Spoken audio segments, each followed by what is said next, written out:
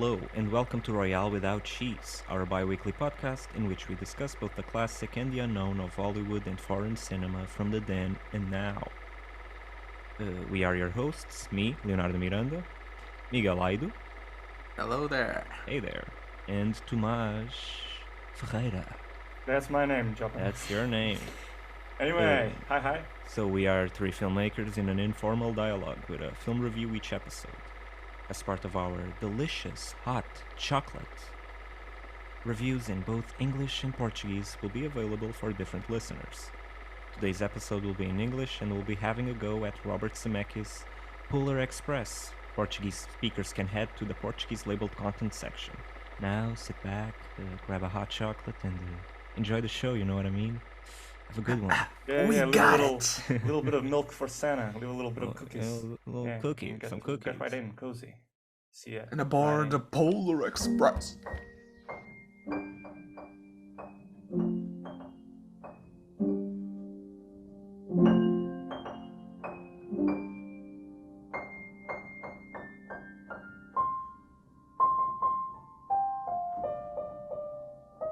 Man, I love this film. Oh yeah, don't get me started. You know, Miguel is very giddy about it. Nerd. Some kind of Freudian shit going on here that we don't know, you don't know, audience. But yeah, he really loves it. It's very simple. I watched this film when I was a kid. Fell in love with it. Watched it a billion times. Then the years went by. I saw it like I don't know, maybe I see it once a year at Christmas. And yeah, I mean, it's not a perfect film, at least not, like I thought it was, but it's a pretty good film, I think, and it has a lot of great moments. And I mean, the level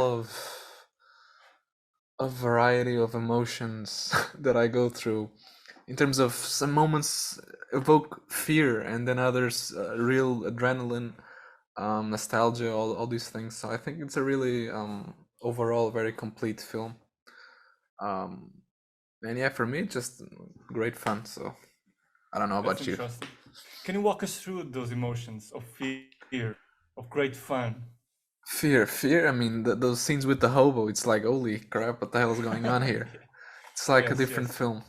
And you the know what I'm adrenaline. afraid of in this film? It's not really the hobo. It's the fucking mouths in this film. The humans. Because the humans, the animation on those mouths, seriously, you don't know what an upper lip is until you see Polar Express. Yeah, because this film was the first with seems to be one of the first. With the motion capture. Yeah, motion capture. That's right. With all the actors, I think. And Zemeckis is really a fan for that. Going for the immersive experience in the animated world, because he did this one, he did A Christmas Carol, and he did Beowulf, which is like, I think, a Norse mythology thing, has Anthony Hopkins in it, other actors, and so he likes to mask big names behind these animated unreal characters and build these worlds. And often these films get really marketed on it's a real experience in an animated world, and works quite well. I mean, when I saw Christmas Carol as a kid, that was very much the feeling. And I saw Polar Express back in 2004 at the cinema, but I didn't connect as much personally.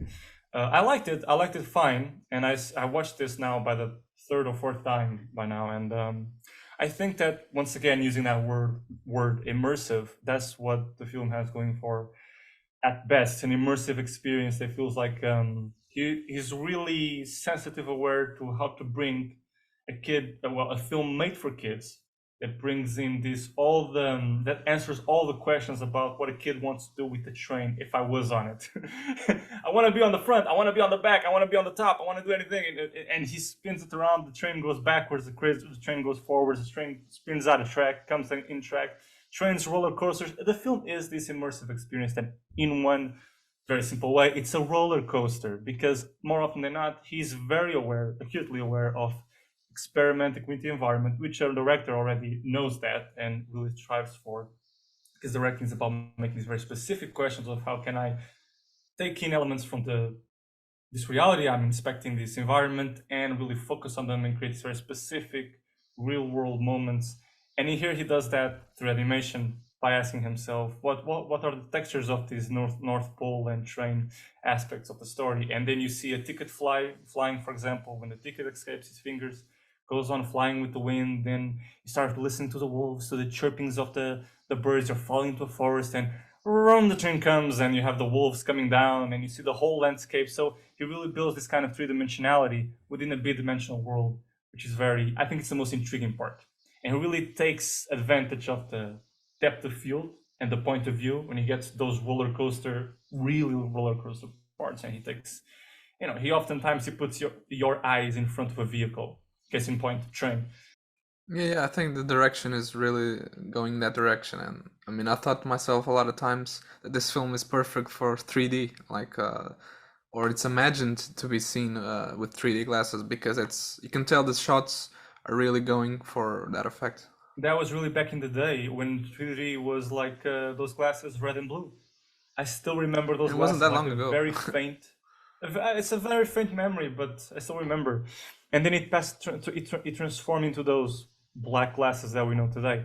And there's been a while since I saw a 3D film, actually. That was in the cinema watching a 3D film. Yeah.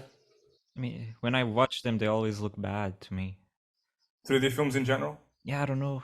Really? No, watching it in 3D, I don't know. I don't really get anything out of it. I think it's because the films I watched the Avengers, I think. I was like, I don't know. It didn't really add to the experience. I felt like the opposite. It took away from. For me, it's always almost the same. I feel like the glasses take a bit of the peripheral vision, and overall, I see less. Yeah, you can feel the glasses. Like I wear glasses as well, and you too. Like all of us wear glasses, so maybe that probably doesn't help. Because I had to put the glasses on top of the glasses, so it's like a double layer of glasses. Yeah. It's really annoying. Jesus Christ. I mean, I like the film has a great premise, and I really love it. Like going on a trip to the North Pole, this train appears out of nowhere. I think it's a perfect Christmas tale fantasy type of thing. Yeah, it's just unfortunate for me that the humans look so weird. They all look like they have scoliosis. They're all, like always hunched. Yes, it's so bad. I mean, my God. But most of them is Tom Hanks, because he plays all of them. Yeah. All the adults are Tom Hanks. Exactly. Yeah. But even the kids, like the nerd kid. Oh my God, the hero girl. Yeah, the hero girl. Yeah. When we first see her, she's like sitting on the train, on the bench or whatever, and she's like all hunched, like looking at him weird. It's like, but it's like really bad because the rest, like the world of the film, I really love the way it's built. I think the animation is great there because it's not motion capture. It's like actually animated, or built from the scratch, I assume. And so when we get to the North Pole, like I love the way the architecture is. It's very rustic. These like yellowish brick houses. Yeah, orange lighting as well. It's very comfortable. Sort of a traditional, what you would expect it to look like. But when you see it, it's really good. Yeah, it's just the humans look creepy. Creepy as hell. It's the uncanny valley that is often talked about with regards to this film. Like sometimes the facial expressions are also really exaggerated. Yeah, it's like the technology wasn't properly there. And it's like they don't have teeth or whatever. They don't have teeth. Yeah. The guy, the boy, when he opens his mouth, I'm like, shut that mouth, please. There's something wrong with that. Shut that mouth right now. Yeah. 20 years later, Sonic the Hedgehog film went through the same teeth problems. But they fixed it, didn't they? Yeah. But that's really the strongest point of the film, is the proposition of an immersive experience, because emotionally I don't connect with the characters. And I think I was watching it, and I think that was what I felt when I was a kid. I didn't connect with the characters. Like, it's just, okay, it's a train ride. Okay, I'm going to Disney now, but I don't care about this kid who is stupid. And because you no longer believe in Santa, man. You don't believe. Yeah, true. That's true. That also, but who would get out of his seat and pick up somebody else's ticket? Oh, you forgot your ticket. Who's going in the back? It's really stupid. It's really stupid. Like, you can just, I admit the possibility of him being curious and as a kid making mistakes and being ingenuine and all that, but like make him discover the train, make him wander off by himself. Don't make him do stupid stuff that is synonymous with wandering off when it isn't actually wandering off. It's just making stupid stuff like she will come back or pick up the ticket, and you think she's going through some kind of dangerous thing. It's a trick that they want. It's a trick. It's a trick to put them in awkward situations, but I think you can do the same of putting them in awkward situations with what is called a well-told story that makes sense. I think the connection points between the scenes don't really add up. Like he takes her in the back when she doesn't have a ticket or something. At that moment, she goes away. Apparently, to go on top of the train, the train ticket man and the little girl. The little boy notices that, tries to give her ticket. The ticket goes all the way out, just to see the wandering, landscapes of the North Pole and all that, and then comes back. So just for the sake of visual flair.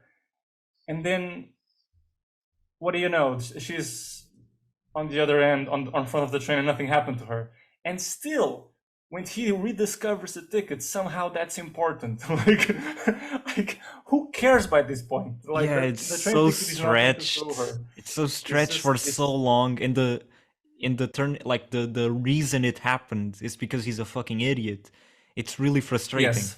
If he hadn't done anything, it would still be like if she had left with Tom Hanks and then the ticket flew off by mistake, then it would be different. Like you would just be following it along, but because it's like it's the character actively being an idiot, a moron, and now you're following this ticket fly along for like 3-4 minutes.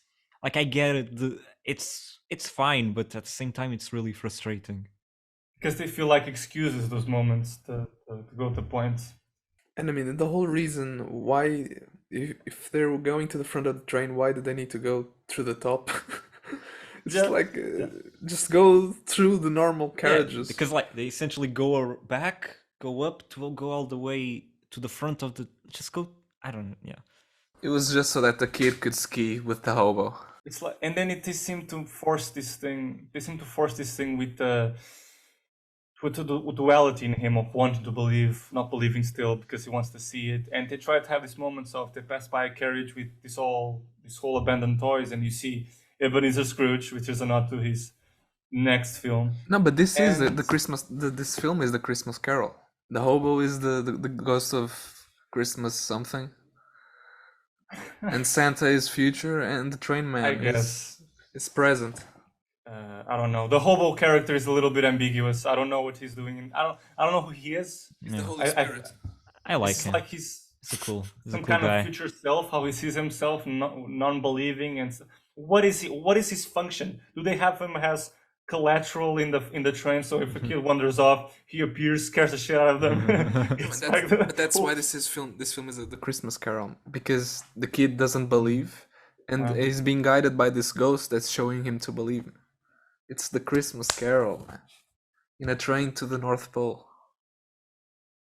Every movie about Christmas is a Christmas Carol. Somehow Santa thought it would be interesting to have a hobo ghost on his own train. It's not Santa. It's just who's the boss? I don't know Santa, who's the boss. right? Yeah, I don't know if it's Santa. Furthermore, I don't know if he's connected to this Christmas Carol.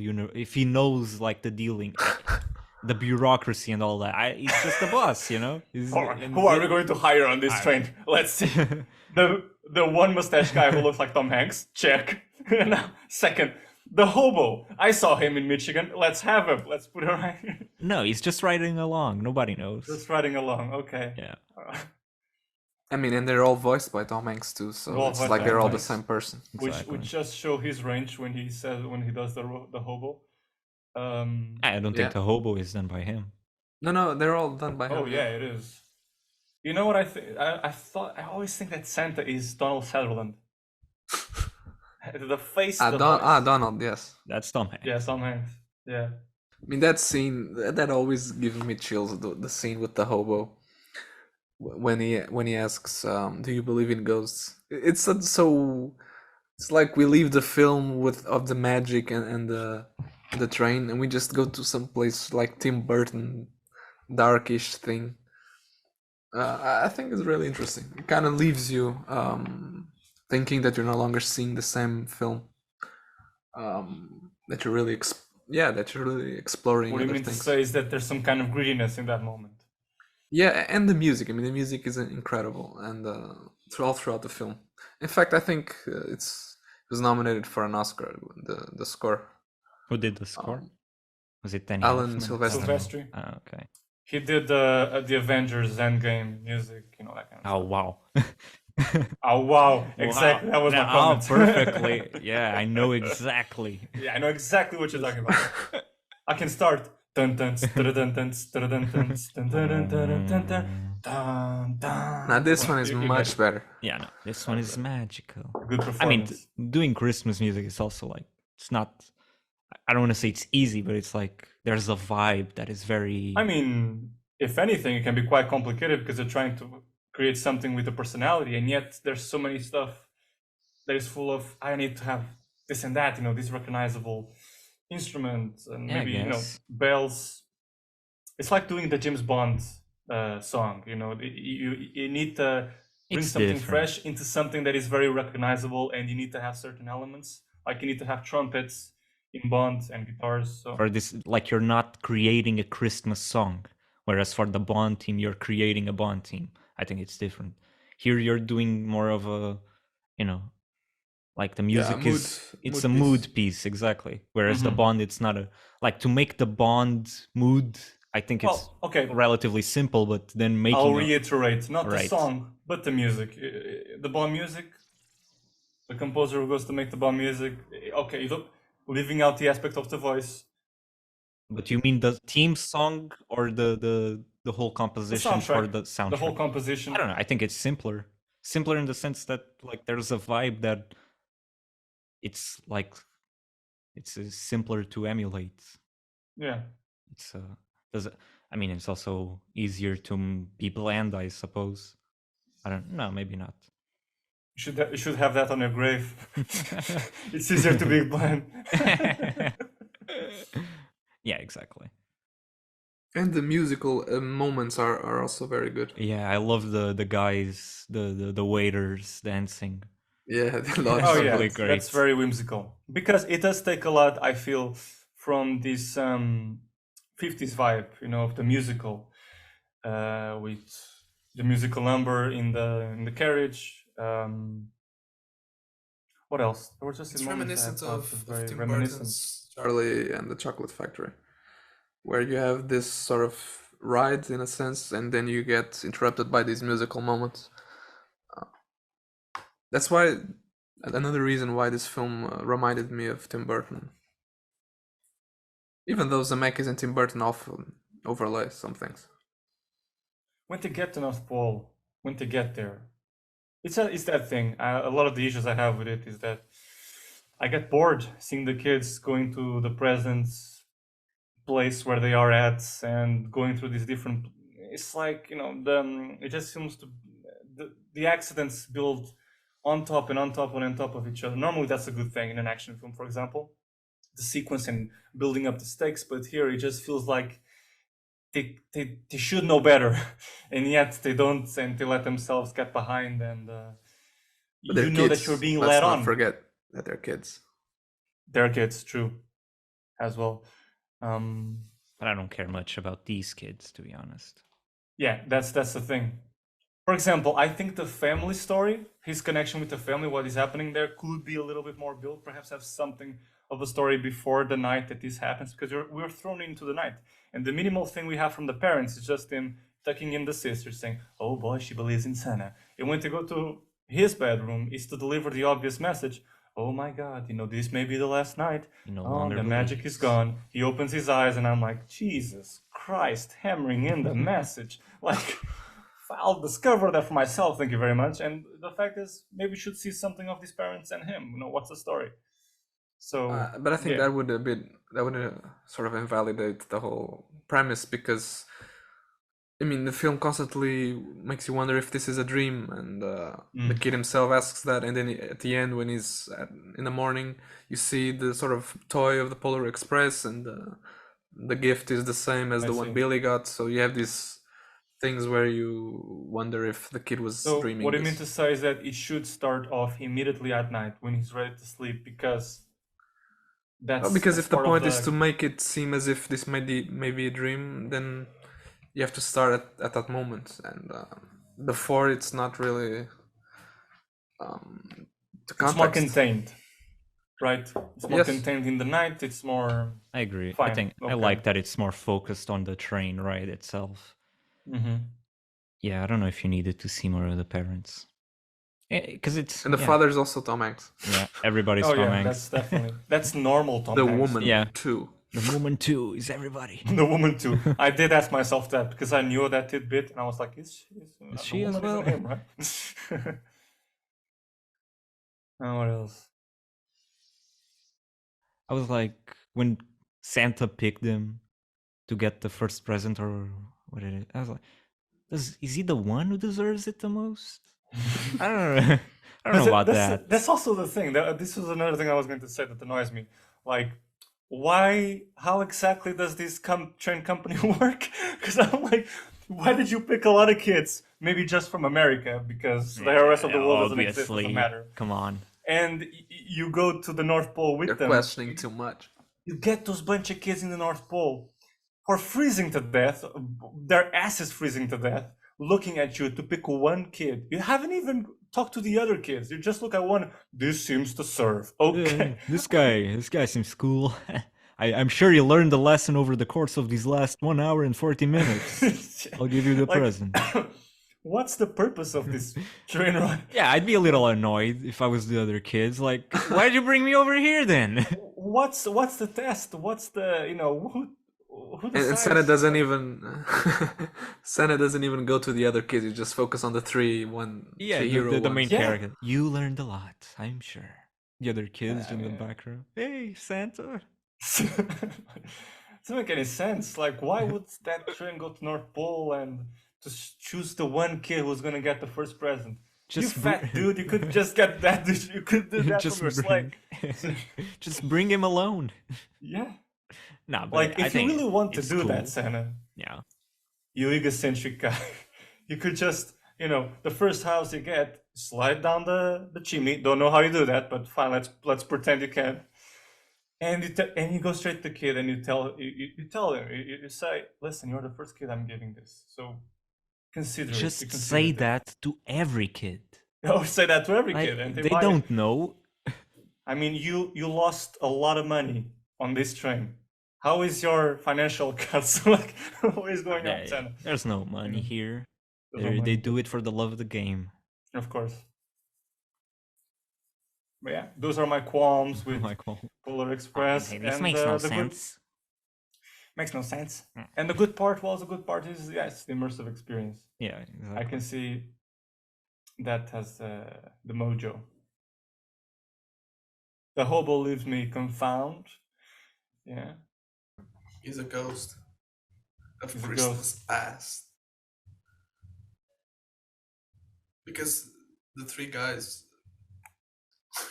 they all want to help the kid believe it. I think that's the whole thing. And the kid doesn't know. The three guys. Who are the three The guys? the three Tom Hanks iterations of the Ticket Man and Santa and the hobo. Okay. Okay. Yeah. I don't know about Santa. Yeah, Santa's like a cocky superstar. He doesn't care about the kid. He's just like, ooh. Nah, he cares. He gives him the bell and he the gives lesson. them the bell. He's given the bell to 1 billion kids. Who's the kid who doesn't want the bell? If you read my mind, of Whoa. course, when I was a kid, I wanted the bell. Oh, I mean, come all the goddamn way it, here Santa. for a bell? Yeah, you're really smart. Like, giving me a bell. A bell. Get out of here. Little McDonald's present. Yeah, exactly. Plastic toy. Yeah, I feel like everything in this film is like a function of Yeah, it's a mechanic film. the plot, like the atmosphere. Like, Santa is a function, the Christmas tree, the star following, so the elves can catch it and look visually flary, amazing, and beautiful. It's a function, and it kind of gets boring. That's because it's become boring to me. I'm sorry to say. But I respect Miguel's feelings for it. I find it wondrous. his kid in himself. His eyes glisten every time he talks about it. I'm not sure if he's talking about a film or a girlfriend he once had, an old flame. That's how It's much hard you to love say. it. It's so much he loves that because he I says it. mean, I I saw it can as a see kid, that. and some other times, and time went by, and I saw it again, and I thought, wow, I don't know. It seems I mean, is it not Christmas? Are we not in the time for it is true. It is true. nostalgia? Yeah, nostalgia, true. No, I mean I can see the shortcomings of the film, but I mean I still can enjoy it. Yeah, I didn't watch it as a kid, so this was the first time I really watched it, and I liked it. It's fine. Yeah, The first time, the very first time. I mean, fully like sitting down to watch it fully. Yeah, I mean, I've seen it on the TV, but not really paid Yeah. attention And to you it. are forgiven. I'm forgiven. I mean, who am I to be scandalous? I haven't seen Back to the Future. True, but yeah, but it's a good film to have on the TV on Christmas time. Yeah. Yeah, I don't know about the message. If I feel like a kid would have some existential crisis.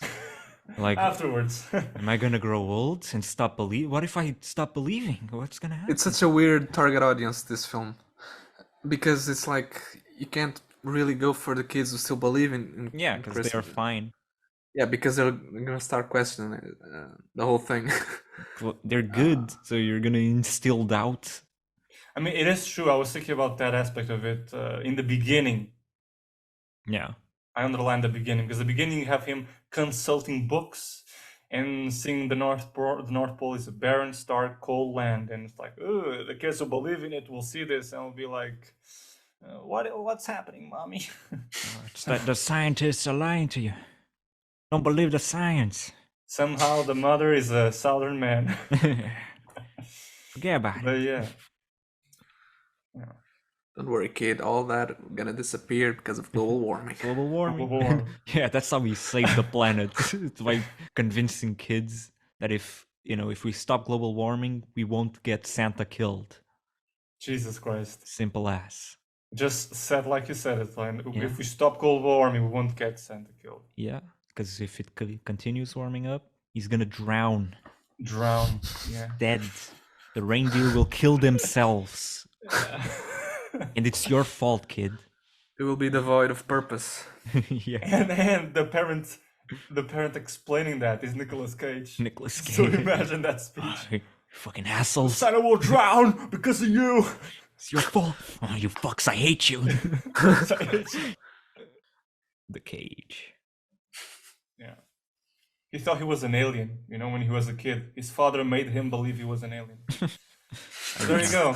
Some parents That's a don't know Cage quite thing. well how to go about it. I'm sure he still has some doubts about it. But how do you sustain that lie? I don't know. Only Cage, only the Cage family. Yeah. What are other Christmas films that you like, just to wrap it up around that idea? Christmas films that I like. Or you have no joy in your life? Most of the time I don't. I mean, between writing films and ideas for films and whatnot, we get down to it. I look around, I have no life beyond cinema. Were you 5 years old doing your taxes? I have no time. I have no time for this. Yeah. I was Ebenezer Scrooge. Yeah, very early on. Yeah. Humbug. Ooh, you want to go to your wife back at home, little Tommy? I won't give it any money. We're telling other kids, Santa's not real, you idiots. Really idiots. Humbug. But yeah, actually, A Christmas Carol, I really like it. I really like Ebenezer Scrooge. I think because you identify with him in a certain way, in the worst parts of yourself, in the selfishness. You at your worst as a human being, you can see yourself in the worst moments. So when he gets what he deserves, you kind of are in for the ride. And I like the whole mysticism about it. And it's scary. I love when he gets to the death part. And I used to have there's the version of Christmas Carol with Mickey Mouse and what's the uncle? What's this called? Ooh, who? The rich duck? The Rich Duck. He has a name. I don't know in English.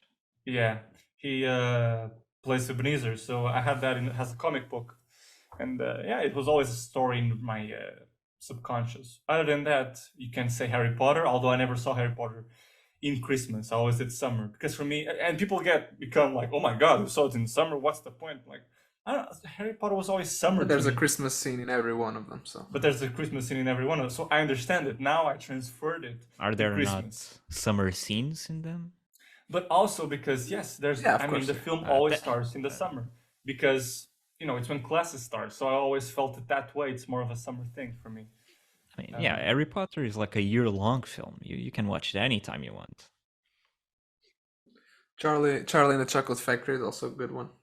Charlie and the Chocolate Factory. I haven't seen the original. I have to see the original.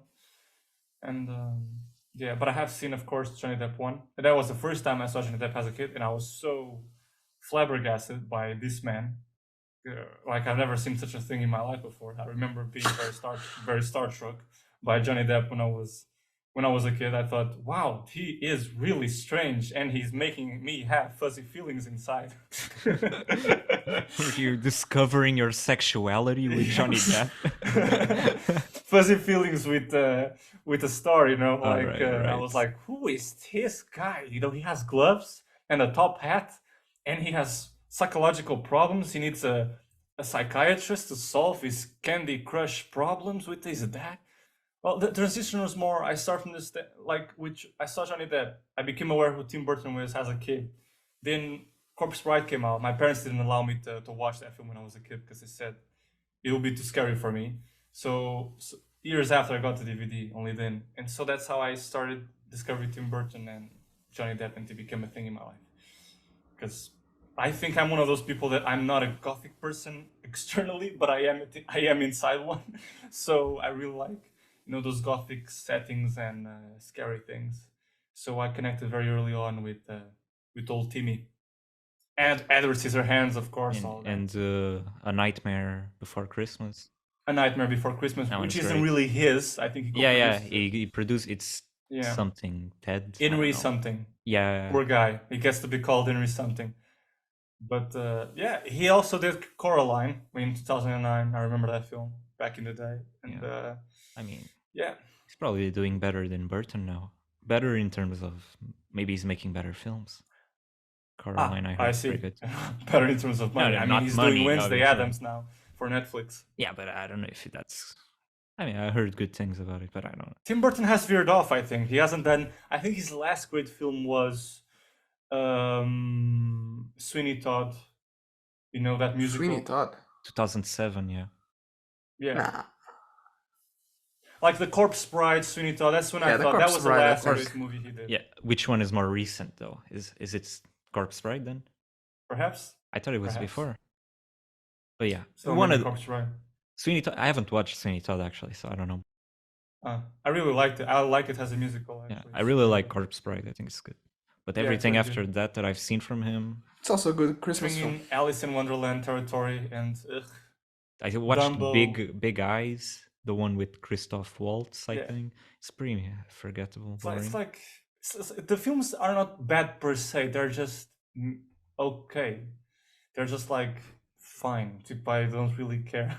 So they leave you with the worst feeling, which is blandness. Yeah, exactly. It's think. just same old. It's it's like it's not like Hong Sang-soo where you watch a new film that is similar to what is done in the past, but still there's new things that you feel. Whereas Tim Burton just seems like that worked before. Let me just keep doing it. It's like, Yeah, it's exactly that thing that Ozu said that I sent to you guys once, that you can only do so many things, and I'm a director specialized in making tofu. So I always make tofu, but I try to perfect my art and to really make it rich in all sorts of ways within tofu making. And I really relate to that idea. Like, you can only kind of,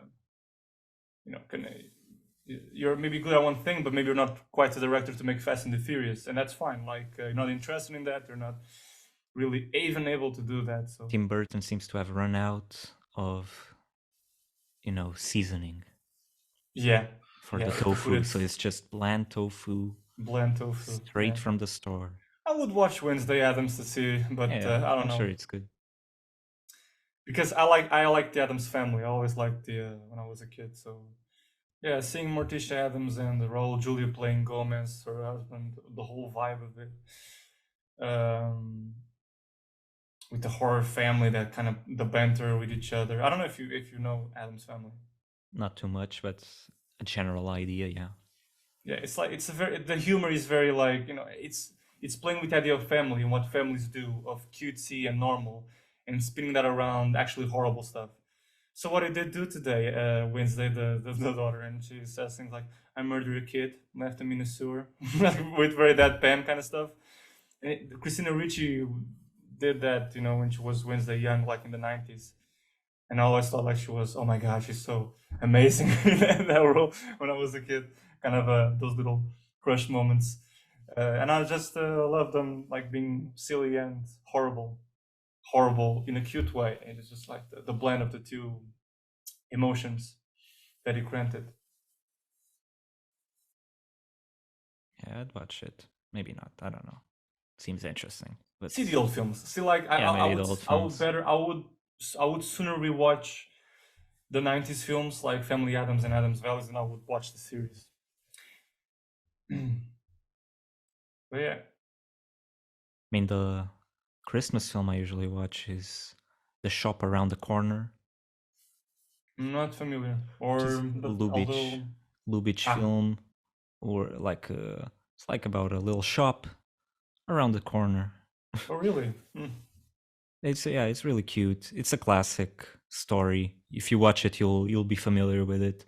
Have you watched the You've Got Mail, the Norah Ephron film with Tom Hanks and Meg Ryan? I know that. Yeah, it's like he's an author or she's an author and he's a critic. Yeah, It's a it's sort of a romantic. remake of it in Yeah. the sense that they're speaking to each other, but they don't know that they're speaking to Ah. each other. And the setup comes from the Lubitsch film where the two characters are in a similar predicament. Of course, Nora Ephron uses it in with the emails. Hmm. It's like very 90s. I don't love that film, but it's Yeah. interesting. I've only seen bits and pieces, really, Yeah, of it. she's a good director. I like her. And Tom Hanks, but that one is a little strange. What has she done? She's done Sleepless in Seattle, also with Tom Hanks and Okay. Meg Ryan. That one's really good. She did Julie and Julia, Amy Adams, and Julie and Julia. Is that about Julia Child? yeah, exactly. All right. I like that. I actually really like that one. She also did one which I haven't watched, but I heard is really bad with John Travolta called Michael. I think that's hers, where he plays an angel or something like that. That's familiar. That rings a bell. You know what? A good film for Christmas is The Terminator. The Terminator. For some reason, that sort of brutal action Oh, yeah. kind of gets me into the Christmas spirit. I Huh. get that. For me, it's more about what films were on the TV when I was growing up. And Yeah. the Terminator, like during Christmas, is on. Die Hard, people say it's not a Christmas film. Even if you ignore the fact that it has Christmas elements, like it's during Christmas, okay. But even then, let's ignore that. It's on the TV during Christmas most of the time. It's a Christmas film. Accept it. Yeah. Yeah. I guess. Yeah. It's what the TV says. Die Hard is a pretty good film, actually. Yeah, Die Hard is really good. Great film. I like Alan Surprisingly Rickman good, yeah. just there saying, "Ho, ho, ho! I got a machine gun now." I mean, yeah, it's just a perfect setup.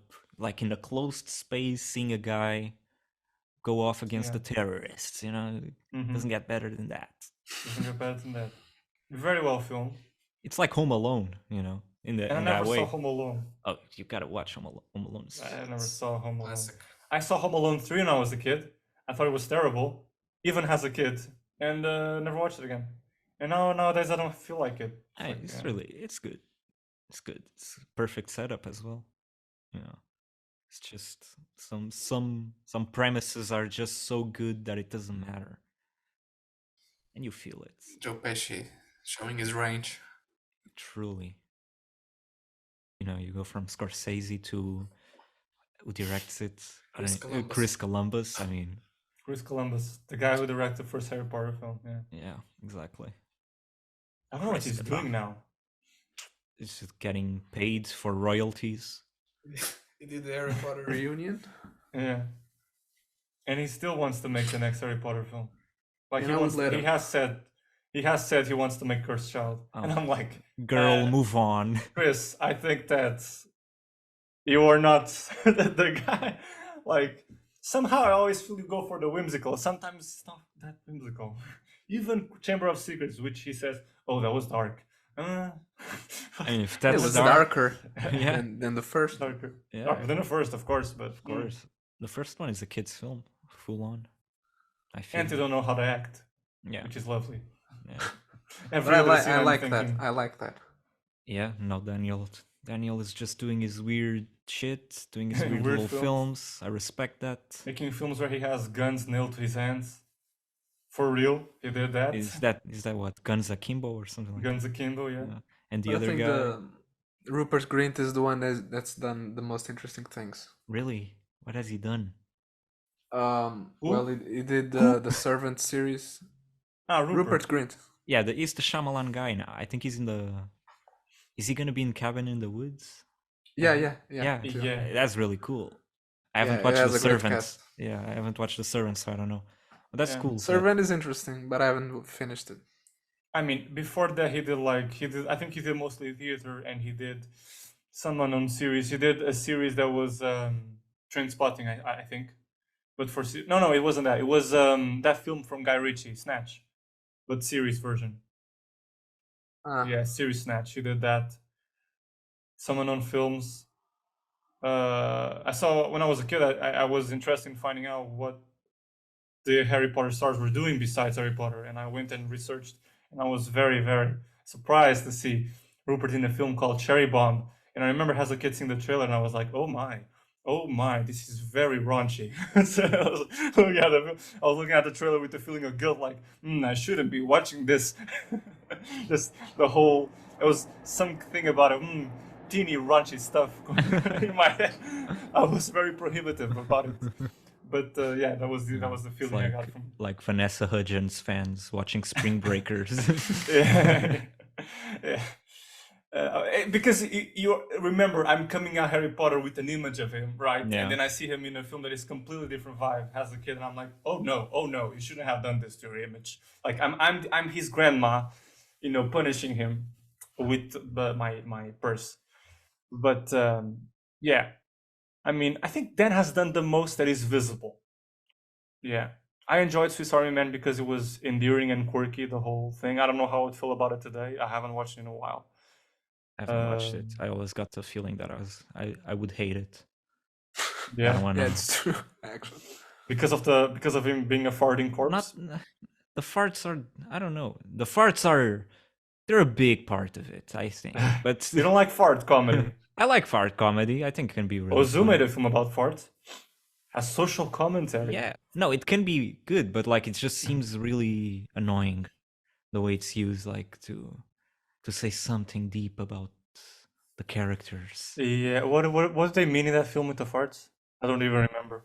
Yeah, I don't know. I remember you talking about it. From you explaining it, it seemed better. But then when I was gonna watch, I'm gonna. Oh, you hate did it. start watching it. No, Okay. like I put it on, just like skimming through it to see what's going on over here. And that's it, folks. If you'd like to reach out and suggest a film for the next episode, you can find us on the podcast official Instagram and Facebook pages. Don't forget to subscribe, share this episode, or simply give us a groovy little like. That's how our podcast can grow ever so more fantastic and wonderful, and we can reach the hearts of every Wow. listener around the world. it's a wonderful Wow. life with our podcast. Lenny is feeling generous this Christmas. Today I feel generous. Yeah. And that's it. Oh, Have bye-bye, a folks. good one. Have a good one. Merry Merry Christmas to you all. And a happy New Year.